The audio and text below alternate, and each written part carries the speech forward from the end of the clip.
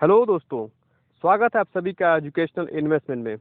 दोस्तों, मेरा नाम है सौरभ मिश्रा और मैं आज आपको पढ़ाने वाला हूँ हमारे पहले सब्जेक्ट हिस्ट्री का पहला लेसन। तो दोस्तों चलिए शुरू करें। दोस्तों, हम शुरुआत करेंगे 1857 की क्रांति से, क्योंकि ये एग्ज़ाम की दृष्टिकोण से दोस्तों बहुत ही ज़्यादा इम्पोर्टेंट टॉपिक है। कई कई एग्ज़ाम में तो 2 से 3 क्वेश्चन, अगर हिस्ट्री का पोर्शन उसमें बहुत ज़्यादा है तो करीब 2 से 3 क्वेश्चन केवल 1857 की क्रांति से ही शुरू किया जाता है, पूछ लिया जाता है। दोस्तों 1857 की क्रांति एक बहुत ही महत्वपूर्ण क्रांति है। इसको अलग अलग इतिहासकारों ने, अलग अलग लेखकों ने अपनी अपनी दृष्टिकोण से अलग अलग नाम दिया है। कई इसे सैनिक क्रांति कहते हैं, कई इसे पहली क्रांति कहते हैं, कई इसे राष्ट्रीय क्रांति कहते हैं और कई इसे भारत का पहला स्वतंत्रता संग्राम कहते हैं। तो चलिए दोस्तों इसकी शुरुआत करते हैं। दोस्तों 1857 की जो क्रांति हुई थी उसके कई लोगों ने कई कारण बताए, बहुत से कारण उसके बताए गए थे, जिसमें से दोस्तों एक जो सबसे महत्वपूर्ण कारण था वो था अंग्रेजों के द्वारा लाए गए बहुत से बदलाव। दोस्तों कारण ये था कि जो अंग्रेज थे उस समय, उन्होंने जो राइफल्स थी, जो सैनिकों को राइफल्स दिए गए थे, उसमें उन्होंने जो कारतूस भरे जाते थे वो उन कारतूसों की क्वालिटी उन्होंने बदल दी थी। किया क्या था कि उन्होंने उस पर जो बाहर जो पैकिंग के लिए जो लगाते थे वो चर्बी के लगने लगे थे।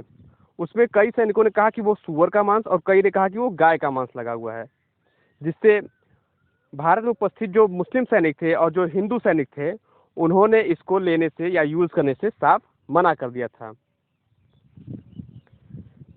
चलिए दोस्तों, तो इसकी अब शुरुआत कहाँ से हुई? इसकी सबसे पहले शुरुआत हुई थी, सबसे पहले मंगल पांडे ने इसके प्रयोगों से मना किया।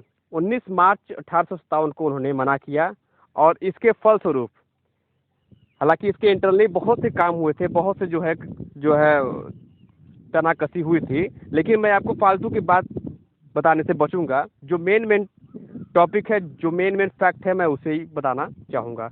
तो फलस्वरूप 8 अप्रैल 8 अप्रैल 1857 को उन्हें फांसी पर चढ़ा दिया गया। ठीक। मंगल पांडे जो है वो बैरकपुर छावनी से संबंधित है। बैरकपुर छावनी के 34वीं बंगाल नेटिव इन्फेंट्री से वो संबंधित है। कोई कोई से इन्फेंट्री कहता है, कोई कोई से रेजिमेंट कहता है। ठीक है, तो बंगाल से संबंधित है, बैरकपुर छावनी से 34वीं रेजिमेंट से संबंधित है। दोस्तों चलिए अब दोस्तों इस क्रांति की शुरुआत, मंगल पांडे की फांसी चढ़ने के बाद इस क्रांति की जो शुरुआत हुई वो 10 मई 1857 के दिन एक सेना थी जिसे पैदल टुकड़ी सेना, जो पैदल ही यात्रा करती थी, उसके द्वारा इसकी शुरुआत की गई। अब जब ये क्रांति शुरू हुई थी दोस्तों, तो उस समय भारत का जो प्रधानमंत्री था, उस पर प्रधानमंत्री की तो बहुत अहमियत नहीं होती थी दोस्तों। प्रधानमंत्री जो था वो पामस्टैन था और जो भारत का गवर्नर था वो लॉर्ड कैनिंग था। ये दोस्तों बहुत ही इम्पोर्टेंट क्वेश्चन इससे बन सकता है कि उस 1857 की क्रांति के समय भारत का प्रधानमंत्री या भारत का गवर्नर कौन था? तो गवर्नर लॉर्ड कैनिंग था और प्रधानमंत्री जो था वो पामस्टैन था।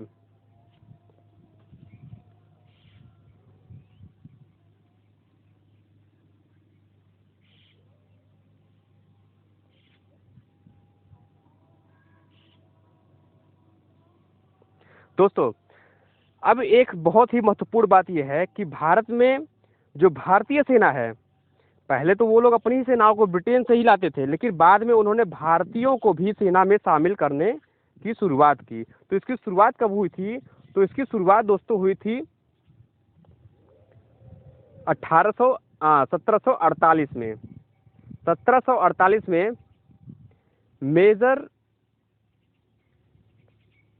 स्ट्रिंजर लॉरेंस के द्वारा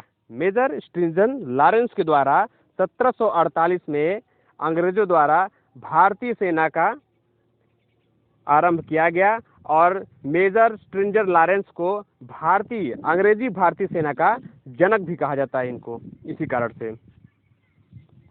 अब दोस्तों 1857 की जो क्रांति हुई थी वो तो विफल हुई थी। उसके बाद आपको मैं बताऊंगा कि उसमें क्या क्या हुआ था, लेकिन हुई तो विफल थी। तो अंग्रेजों ने अब ऐसी कोई क्रांति न हो, इसके लिए उन्होंने एक योजना तैयार किया। और वो योजना ये था कि जो भारतीय सैनिक थे उसमें भारतीय सैनिक और अंग्रेजी सैनिक, मतलब भारत में जितने भी सैनिक थे उनके द्वारा संचालित किए जा रहे थे जितने, उसमें भारतीय सैनिक और अंग्रेजी सैनिक का जो अनुपात था वो 1:2 कर दिया गया था। ठीक है। और बंगाल और मद्रास में ये बहुत ही ज़्यादा 5:2, यानी कि अगर 5 सैनिक अंग्रेजी है तो 2 सैनिक ही भारतीय होगा। सभी देश में तो 2:1, मतलब कि अंग्रेजों का अनुपात लगभग भारतीयों से दुगना था, लेकिन बंगाल और मद्रास में ये और भी ज़्यादा 5:2 में हो गया था। चलिए दोस्तों, अब दोस्तों देखिए वहाँ पे कितना भेदभाव होता था कि जो भारतीय सैनिक थे उनको बहुत बड़े बड़े पद जो है वो नहीं दिए जाते थे। उनके मन में भी डर था, अंग्रेजों के मन में डर था कि अगर हम बहुत बड़े बड़े पद दे देंगे तो ये भारतीय सेना वो अपने कंट्रोल में कर सकते हैं। तो उन्होंने जो सबसे बड़ा पद था भारत में, जो सबसे बड़ा पद था वो था सूबेदार का। सूबेदार से बड़ा पद भारतीयों को नहीं दिया जाता था। अब आती है दोस्तों, अलग अलग जो लेखक थे उन्होंने अपना अलग अलग वक्तव्य इस पे दिया। कई ने इसको भारत का प्रथम स्वतंत्रता संग्राम कहा, कई ने उन्हें केवल सैनिक विद्रोह ही कहा, कई ने इन्होंने केवल हिंदू और मुस्लिमों का मिला जुला षड्यंत्र कहा था। ठीक है। अब बात करते हैं बीडी सावरकर का। तो बीडी सावरकर ने इसे प्रथम स्वतंत्रता संग्राम कहा था। एक थे इंग्लिश इतिहासकार थे ये डिज़रायली। डिज़रायली ने इसे राष्ट्रीय विद्रोह कहा। किसने? डिज़रायली ने। दोस्तों ये क्वेश्चन आया हुआ है, डिज़रायली ने इसे राष्ट्रीय विद्रोह कहा था। और सर जॉन लॉरेंस ने और उनके साथ सीले एक थे, सर जॉन लॉरेंस और सीले ने इसको पूर्णतः उन्होंने कहा कि यह पूर्णतः खाली, मतलब पूर्णतः सैनिक विद्रोह है। मतलब इन्होंने केवल इसको सैनिक विद्रोह में ही बांध कर रख दिया कि ये केवल कुछ नहीं था, सैनिक विद्रोह ही था, जबकि ऐसा दोस्तों था नहीं। उन्होंने कहा कि ये पूरी तरह से केवल सैनिक विद्रोह था, इसके अलावा कुछ नहीं था। चलिए अब दोस्तों, कहाँ कहाँ पे यह विद्रोह हुआ, किसने किसने विद्रोह किया और इसको किसने दबाया, किसने इसका दमन किया, अब वो देख लेते हैं दोस्तों। 1857 की क्रांति के प्रमुख केंद्र और उसको दबाने वाले के नाम। चलिए दोस्तों, चलिए शुरुआत करते हैं दोस्तों दिल्ली से। दिल्ली में 2 व्यक्ति, बहादुर शाह जफर और बख्श खां। बहादुर शाह जफर और बख्श खां, इन्होंने मिल करके, हालांकि मिले तो लगभग सभी थे क्योंकि ये एक व्यक्ति का कि जो है बस की बात तो थी नहीं। तो बहादुर शाह जफर और बख्श खां जो है इन्होंने कमान संभाली जो है दिल्ली की। ठीक है। और बहादुर शाह जफर को ही, सभी जो क्रांतिकारी थे उन्होंने बहादुर शाह जफर को ही भारत का जो है वो राजा एक तरह से कह लीजिए, नवाब कह लीजिए, उन्होंने बहादुर शाह जफर को ही बनाने का सोचा था, वादा किया था। तो दिल्ली में बहादुर शाह जफर और बख्श खां थे। और जो है इसको दबाया था, इसका दमन किया था निकलसन ने। किसने दबाया था दोस्तों? निकलसन ने। बार बार रख लीजिए दोस्तों, बहुत इंपॉर्टेंट क्वेश्चन है। बहादुर शाह जफर और बख्श खां दिल्ली से क्रांतिकारी थे और इसको दबाया था निकलसन ने। नाना साहब और टाटा टोपे, देखिए कानपुर की बात कर रहे हैं दोस्तों। नाना साहब और टाटा टोपे, इन्होंने कानपुर से इसकी बागडोर संभाली, इस संग्राम की जिम्मेदारी ली और इसे विफल किया था, इसे दबाया था, इसे कुचला था कैंपवेल ने। ठीक है।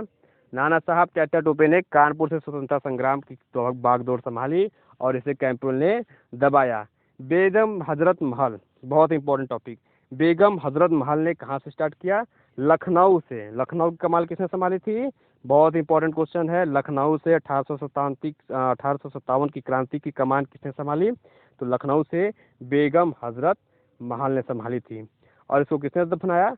हेनरी लॉरेंस और कैंपवेल। हेनरी लॉरेंस और कैंपवेल ने इसको दबाया। चलिए दोस्तों आगे बढ़ते हैं। सबसे इम्पोर्टेंट टॉपिक और सबसे इम्पोर्टेंट शख्स 1857 की क्रांति के समय जो सबसे इम्पोर्टेंट शख्स था वो थी रानी लक्ष्मीबाई। मणिकर्णिका रानी लक्ष्मीबाई, मनु, जो भी कह लीजिए आप, अलग अलग नाम है लेकिन व्यक्ति एक है, मणिकर्णिका यानी रानी लक्ष्मीबाई। इन्होंने संभाली थी झांसी की बागडोर। झांसी का सारा जिम्मेदारी इनके ऊपर था, इसीलिए इनको झांसी की रानी कहा जाता था। कई लोग सोचते हैं कि इनका नाम ही झांसी की रानी है, लेकिन नहीं दोस्तों, ये रानी जो है झांसी की थी, इसीलिए इनको झांसी की रानी कहा जाता था। असल में इनका नाम जो है वो मणिकर्णिका था। तो इसको दबाया किसने था? इसको दबाया था हिरोज ने। किसने दबाया? हिरोज ने इसको दबाया था, इस क्रांति का दमन किया था दोस्तों। चलिए अब बात करते हैं इलाहाबाद की। इलाहाबाद की बागडोर, इलाहाबाद में क्रांति को किसने आगे बढ़ाया? वो बढ़ाया था लियाकत अली ने। किसने? लियाकत अली ने। लियाकत अली ने इलाहाबाद में इस क्रांति को आगे बढ़ाया। और कर्नल नील, दोस्तों बहुत इंपॉर्टेंट टॉपिक, कर्नल नील ने इस क्रांति को इलाहाबाद में दमन किया, रोका। चलिए अब जगदीशपुर, दोस्तों ये जो है कम जगह आपको हालांकि देखने को तो मिलेगा, लेकिन इतना नहीं जितना झांसी की रानी, कानपुर, दिल्ली, ये सब। लेकिन आता है क्वेश्चन, जगदीशपुर से 1857 की क्रांति की बागडोर किसने संभाली? तो वो संभाला था कुंवर सिंह ने। किसने दोस्तों? कुंवर सिंह ने संभाला था।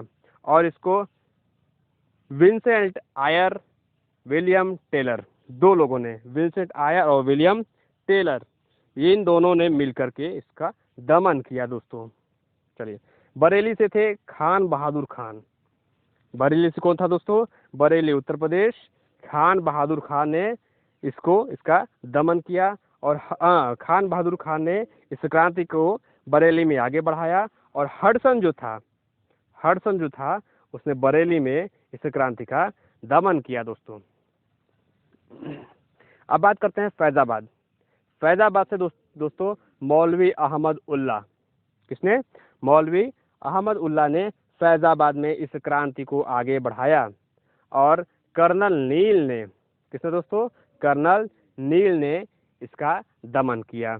चलिए अब बात करते हैं अजीमुल्ला। अजीमुल्ला कहाँ से? तो फतेहपुर से। फतेहपुर में इस क्रांति का दमन किसने किया? जनरल रेनाल्ड ने। और इस क्रांति को आगे किसने बढ़ाने की कोशिश की थी? तो अजीमुल्ला ने फतेहपुर से इस क्रांति को, 1857 की क्रांति को या प्रथम स्वतंत्रता संग्राम को आगे बढ़ाने की कोशिश की थी। और जनरल रेनाल्ड ने इसका दमन किया दोस्तों। तात्या टोपे, जो कि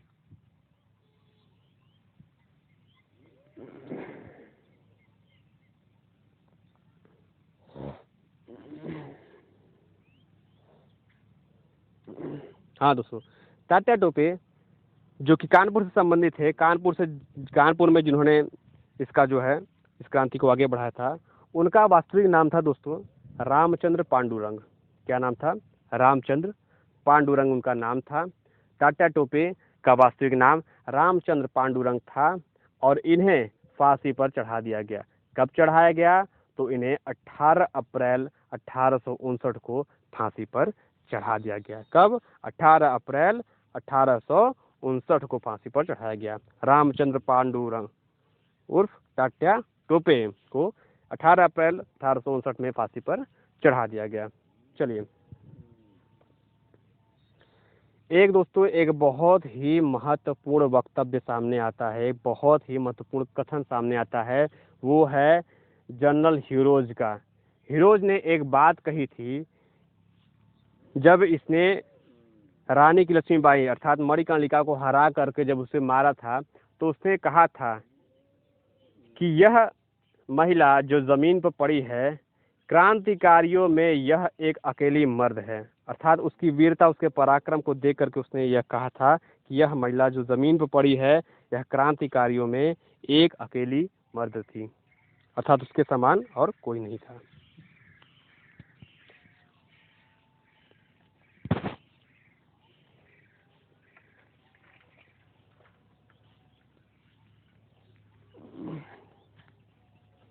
चलिए दोस्तों, तो आज का यह वीडियो पूरा हुआ। अब अगले वीडियो में, हिस्ट्री के अगले वीडियो में कल हम फिर से देखेंगे, इसी को आगे बढ़ाएंगे। दोस्तों तब तक के लिए खुश रहिए, ज्ञान लीजिए, ज्ञान बांटिए, क्योंकि ज्ञान अच्छी चीज़ है दोस्तों। इसी के साथ नमस्कार।